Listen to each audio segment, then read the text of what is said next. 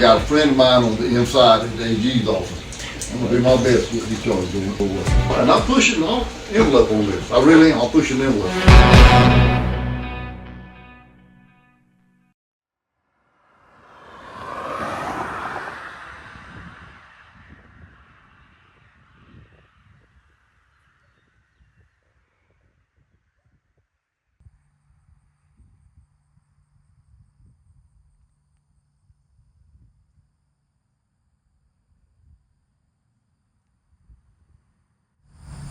Hey. Hey. How you doing? Nobody ever could flip on this. Nope. Come to the back on it. Yeah. What you're about to hear is an hour-long, secretly recorded conversation between Chesterfield County Sheriff Cambo Streeter Trying to get some answers. and a man named Chucky Robinson, a man whose son Devonta Robinson, also known as Squirrel, could spend the rest of his life in prison if convicted of multiple charges pending against him. The meeting with the sheriff happened inside the Robinsons' Pageland home in January. Chucky Robinson recorded it. The meeting was to discuss an attempted murder investigation opened during former Sheriff J.D. Dixon's administration, a man Sheriff Streeter defeated in the last election. You're like, well, you can talk to the sheriff, but Swerve can't talk to him without me. The conversation started with Robinson telling the sheriff his son's attorney, State Senator Gerald Malloy, did not want the sheriff questioning his client alone. I was like, but the sheriff trying to help us. He said, You yeah, know but that, me and him talk. I know. I told him, I said, I'm gonna go out and That's what I'm saying. That's why. Because there's nothing in the file. Nobody has Squirrel's version of what happened. Let me do the talking right now. Let me do the talking. The recording shows the sheriff went there to help, not the prosecution, but the defense, to help a man the sheriff's own investigators say tried to rob and kill Noah Avila and Tariq Adams in June 2020. That night, Avila and Adams were at a friend's house on Coon Creek Road. The case file shows Devonta Squirrel Robinson and Trey Thomas joined the party during the night. Adams and Avila told investigators Squirrel and Thomas tried to rob them. The night ended with multiple shots fired, and Avila, Adams, and Squirrel each with multiple gunshot wounds. So for the record, state your name, please. Tariq Adams. Tariq Adams. A sheriff's investigator recorded this interview of Tariq Adams at the hospital hours after the shooting, where he tells his side of what happened. I guess they thought I had money in my pocket or something, but I told him, like, I ain't got no money on me. Like, you keep playing around, though, because he was trying to make it seem like he was just playing with me for fun. And he got the 32. And I'm like, hey, man, put it down. What you doing? He like, oh, what you doing? Once I do that, he jack it back real quick and cock it and put one in the head. Then when he did that, my life was threatened. I felt threatened, like, you ain't got no choice. You about to shoot me in my face, like. So he upped it like that, and then that's when I grabbed it again. And when I did that, it went up that way, started busting in the air. And as I'm wrestling him to the ground now, sir, You were wrestling? like I said, who was you wrestling with? This, sir, Devonta Robinson. Devonta Robinson. Okay, now, sir, punch your hand at me just like you had now. Okay, now, this is him. I got the gun right here. I turn it this way. Once I turn him, I wrap him around, spin him around. I get behind him so I can put him in a chokehold so he can't try to shoot either one of us. Okay. But then, like, once Noah came out, Noah tried to come out and push him too. When he came out and pushed him, Noah pushed me over and him with him. So he got to turn back around with the gun, and he like, oh, and just start busting at everybody. Okay. Busting at Noah, he sent the most, like, them 5 shots that he got in him to Noah, and then I caught the last 6 in my leg because, like, I pointed the gun back towards me and tried to get it off of Noah. Noah Avila was shot 5 times in the back. He was in surgery when investigators interviewed Adams at the hospital. Avila interviewed with investigators by phone days later. And that's when you started shooting at Robinson. When he sandwiched the gun so he couldn't get the trigger, he was trying to get it loose so he could shoot him. And when he did, that's whenever I was afraid, and so I shot him. Because I didn't want him to shoot him, because I know he was going to shoot him in the chest or face. Robinson, which is known by Squirrel, once he fell to the ground, he just started shooting. Yes, at me. Because when I stopped shooting, I immediately turned around, and that's when I started getting hit. Right when he hit the ground, he started shooting at me with the gun he was about to shoot with, Tariq. The Chesterfield County grand jury indicted Squirrel on multiple violent felonies. 2 counts of attempted murder, attempted armed robbery, and possession of a weapon during a violent crime. Crimes that, if convicted, carry a maximum combined sentence of 150 years in prison. Investigators say the victims were defending themselves from Squirrel that night. But Chucky Robinson says investigators got it wrong. His son was the victim here and shot Avila and Adams in self-defense. The audio recording shows over that hour-long meeting, the sheriff promised Squirrel and his family he'd work to get rid of the charges and gave them details of his investigator's case file. Lead investigator Angel Tubbs and Captain Wayne Jordan built that case file, a file the sheriff called a crap investigation. Like I told Wayne, they screwed up on this case. Well, I don't know what him and Angel were thinking. I don't know what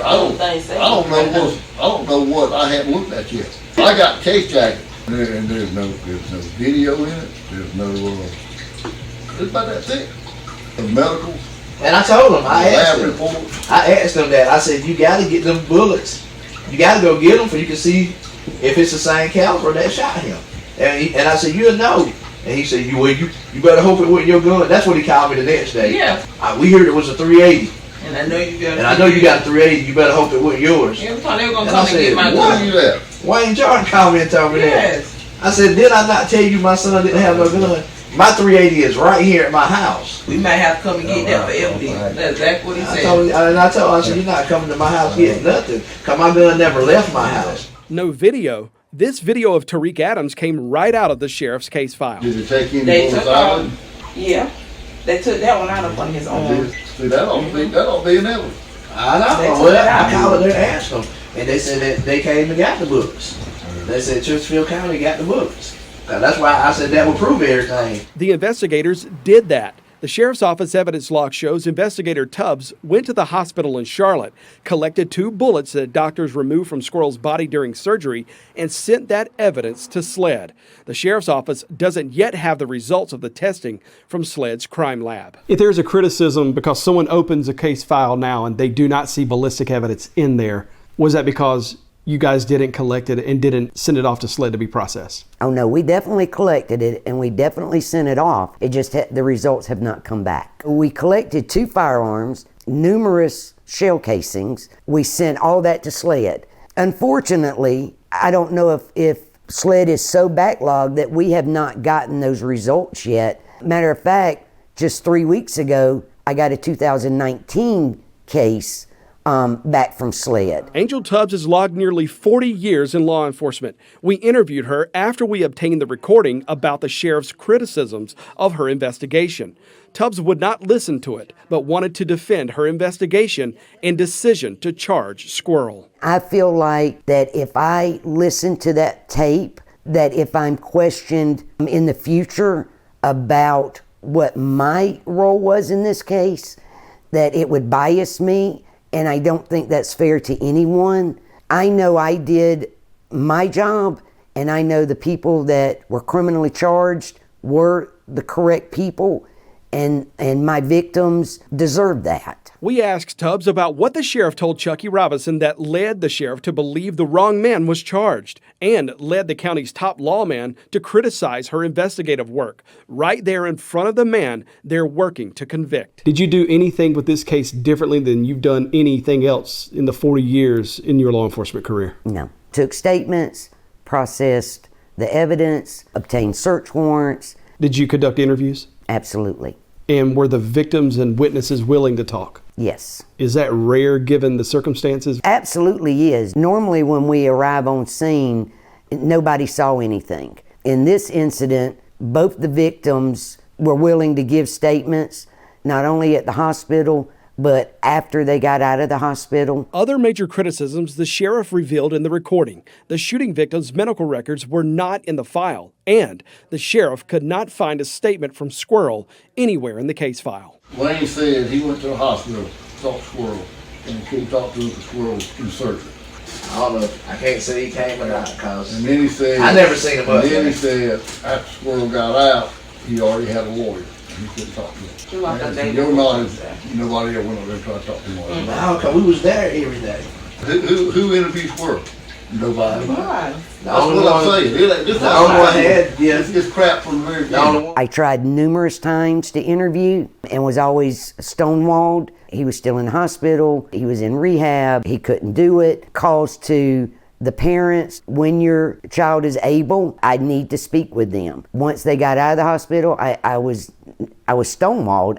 They never would let me speak to this individual. Did it hurt you to gather a statement once you found that this suspect had secured a lawyer and would not be talking to you voluntarily? From all the evidence that we collected on the scene, with the statements that we had obtained, it wouldn't have made any difference if I had spoken to the person or not. Because you had the right people. Because I had the right people charged. Investigator Tubbs says that was not the only time Chucky Robinson, the other voice in this recording, got in the way of her investigation. One of my victims, he had told me that one of the suspect's fathers was going around the Coon Creek area and the area that he lived in and asking people questions, offering them money, not to tell the correct story, just all kind of little things that I felt was inappropriate. I relayed that to my supervisors, and I even made a call to the suspect's father to say, you need to stop. This is not your job. I will find out what happened, but you are not to speak with any individual involved in this case. And that's Chucky Robinson. Yes.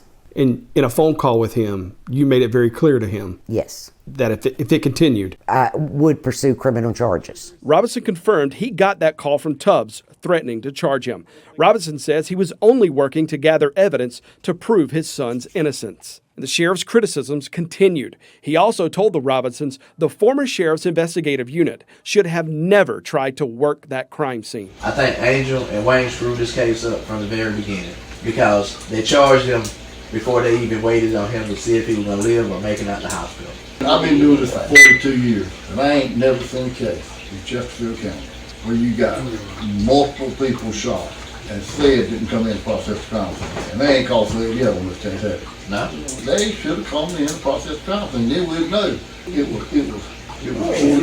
Look, show you ordered done. About halfway through the recording, the sheriff tells the Robinsons he believes his investigators charged the wrong man and had his own theory that Squirrel acted in self-defense. And then he says, Noah heard the gun come off. He came out the building and he thought Squirrel shot me.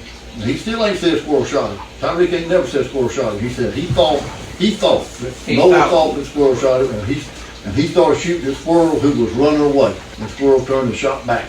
And Squirrel picked the gun up. But Tariq Adams did say that in two separate interviews with investigators. Turned back around with the gun, and he like, oh, and just started busting at everybody. Okay. Busting at Noah. He sent the most, like, them 5 shots that he got in him to Noah, and then I caught the last 6 in my leg. Next thing I know, I just seen shots coming out. He shot me in the leg, and then I see shots coming out the door, and he hit the ground, and I hit the ground. And then he continued firing, though, once I'm on top of him on the ground. After that, once I got shot, I get up, and I'm just like, you done shot me, man. You done shot me. Why did you shoot? And he was on the ground just hurting. But Sheriff Kembo Streeter was far from finished. Coming up, the recording is now in the hands of state investigators. So that's what I'm trying to get. I'm trying to get charged with drugs. Kennard, I sat in his office, he told me never should have been charged. That Squirrel never should have been charged. That is absolutely not true. That never happened. We'll talk to you about this recording with Chucky Robinson when this Queen City News investigation continues after this.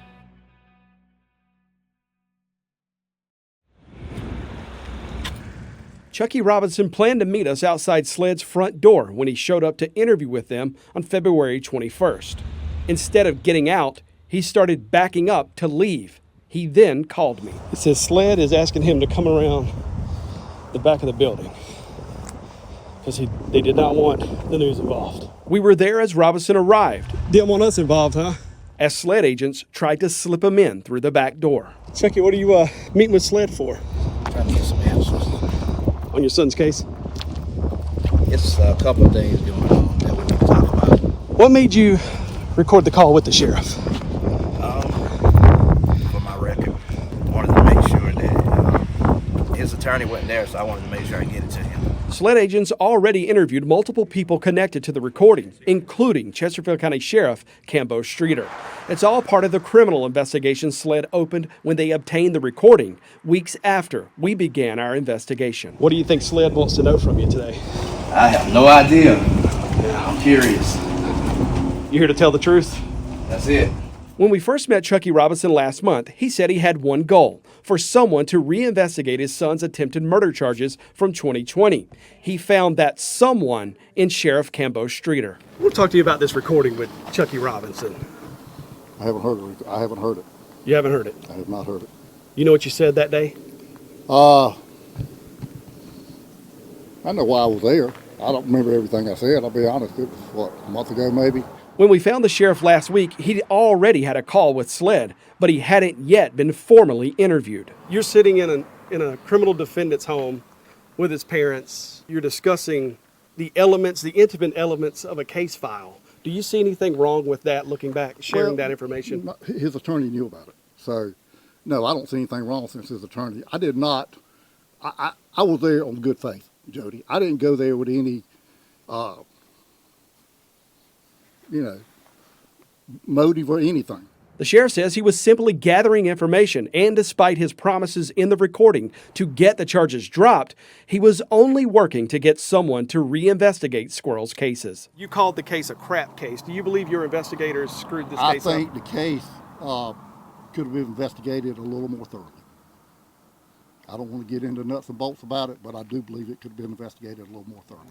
But the recording shows the sheriff didn't just want the case reinvestigated, he wanted Squirrel's charges dropped. And Sheriff Streeter had already taken steps to get that done when he met with Deputy Solicitor Kennard Redmond last fall. I can tell you what, there's some people that are scared of this case. The solicitor said he didn't think it was a good case. Kennard told me he didn't think Squirrel should have been charged. I said, why'd you send it to Columbia? If that's what you think, be a man and call it like it is. And drop the charges. Because that's what I'm trying to get. I'm trying to get charges dropped. Squirrel, they do a double on you. I know. They know them cases ain't no good. Kennard, I sat in his office, he told me, he said, okay, he never should have been charged. So, why'd you send it to Columbia then? He said, we can't appear to be by. I said, that's crazy. That's a cop out. So if the sheriff says that Kennard Redmond told him Squirrel should have never been charged, is that true? That is absolutely not true. That never happened. Never saw the first piece of evidence. I don't know enough about this case to formulate an opinion one way or the other. So yes, it was extremely disappointing and infuriating to hear my name being mentioned in that tape. Another promise the sheriff made to the Robinsons in that recording: if he could not get what he wanted from the solicitor, he'd lean on his friends inside the AG's office. Because I got a friend who works at Turner, and they said they're not going to send the case back. I said, once we get them, we don't send them back. I said, well, here's what you need to do. You need to get one of your investigators, and the one they assigned to it is a good friend of mine. I used to work with him in Columbia. And he sat in my office about 2 weeks ago. And we went over this case, me and him. And if he gets assigned to do it, he said, I'll go to the prosecutor and tell him, you can't win this case. Yeah, I mean, they should know it when they look at it. They should just send it back and say, we're not the prosecutor. And that way we get charged with dismissed. That's what ought to happen. This may cost me votes, but I don't care about votes because it's the right thing to do. And that's why I'm doing what I'm doing. I will get this clear. I'm going to try my best. I promise you that, Chucky. I told you that. I'm doing it. I'm sure. Girl? You don't look that bad, man. They make out like he John Dillinger. Everything happened with the listening. Squirrel did it. And I'm pushing the envelope on this. I really am. I'm pushing the envelope. And if I don't have any luck there, and my boy in Columbia, and he said, two other attorneys want to, then I'm going to talk. I'll call and make an appointment. I'll go see Allen Lutz, the Attorney General, and I'll sit down and I'll say, this ain't a good case. I got more experience than anybody investigating experience than anybody's looked at this case. I said, it ain't a good case. But the sheriff told us he never planned to actually do that. I was not going to go to the Attorney General's office. I had a friend of mine that works there. He inquired as if they had the case. I'm still not sure who has it. He didn't know. He couldn't find out. I don't know where the case is. I did go to our Fourth Circuit solicitor's office and talk to him there. And I said, how do we get the case reopened to look at it? I don't think, I had no ulterior motive, Jody, to do anything with the case other than have it looked at. And there was no deal, no quid pro quo with Chucky Robinson or his family? No, sir. I've never taken anything from Chucky Robinson, never asked him for anything, never will. You know, the public will hear this and, you know, they will make their own minds up about what they see. They can make their own mind up. I did what I told the man I would do. For some reason, he chose, I think the better question, and I wish what you would investigate, is who paid who for the recording. You have information about that? No, I don't, but I mean, my gut feeling is somebody paid somebody. I mean, why you record a conversation? I don't understand that. I have never recorded a conversation in my life. You think you put yourself in a bad position, at least? In retrospect, yes, sure do. You feel like you may have committed some misconduct? Absolutely not. And it's hard for me to think that somebody would let themselves be put in that position or put themselves in that position. It's dangerous. It's absolutely dangerous. After nearly 40 years in law enforcement, last summer, investigator Angel Tubbs decided to retire. I did not agree with the way the administration was being ran. I didn't leave mad, I just left. She's still a prosecution witness, ready to testify in the prosecution of Devonta Squirrel Robinson. The sitting sheriff was not even employed with Chesterfield County Sheriff's Office when this occurred. Anybody can look over a folder, but I've never been asked one question about this case. That to me is very worrisome because were the integrity of our witnesses, our victims, other suspects, other people we interviewed, witnesses, is that going to hurt them? And that's for a judge and a jury and prosecutors to do, not other law enforcement officers. Do you view this as a violation of the public trust? Absolutely. If that's what occurred, absolutely I do. Would you consider that a betrayal? Absolutely. A betrayal to the citizens of Chesterfield County, a betrayal to the badge, a betrayal to officers. A major development happened just last week. The state AG's office washed its hands of this case and assigned the prosecution of Devonta Squirrel Robinson to the Horry County Solicitor's Office, far away from Chesterfield County. I asked the AG's office whether it confirmed the sheriff contacted his friends inside that agency. The AG's office did not deny that happened, but did not confirm it either. SLED's in the midst of a criminal investigation into the recording, the sheriff's motivation, and whether any laws were broken. I'm also told SLED is reviewing the 2020 shooting investigation, but we do not know the extent of that review. We also don't have a time frame on when SLED might finish its work on all of this.